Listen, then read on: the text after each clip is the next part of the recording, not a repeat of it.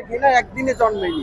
আপনারা জানেন দীর্ঘ 17 বছর এই স্বৈরাচারী শেখ হাসিনা বাংলাদেশের মানুষের উপর যে নির্যাতনের স্টিম রোলার চালিয়েছে, এ থেকে মানুষের যে ক্ষোভ, সেই ক্ষোভ আপনারা দেখতে পাচ্ছেন।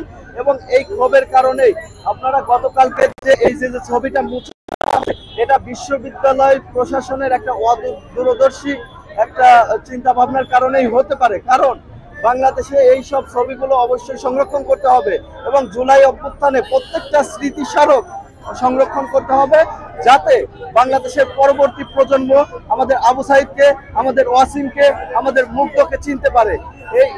এই সব স্মৃতিস্মারকের দ্বারাই পরবর্তী প্রজন্ম আমাদের শহীদদেরকে, আমাদের আহতদেরকে এবং আমাদের যারা যোদ্ধা ছিল সেই যোদ্ধাদের চিনতে পারবে বলে আমি মনে করি। আমরা ইচ্ছাদিত হয়ে নিপীড়িত হয়ে এমন অবস্থায় ছিলাম যা ভাষা প্রকাশ করা যেতেছে। এখন আমাদের একটি দাবি, তাকে ভারত থেকে বাংলাদেশে এনে আইনের আওতায় তাকে ফাঁসি দেওয়া হোক। ব্যবসা বাণিজ্য প্রত্যেকটা সেক্টর, অফিস আদালত যত কিছু সবই তো সে লুটপাট করে নিয়ে গেছে। যেমন দেখেন গত আন্দোলনে। আপনি কি জুতা নিক্ষেপ করতে এসেছেন? না, আমি দেখলাম দেখে কি ভালো লাগছে নাকি খারাপ লাগছে? না, একটা হলো ভালো, এটা একটা হলো ঘৃণা।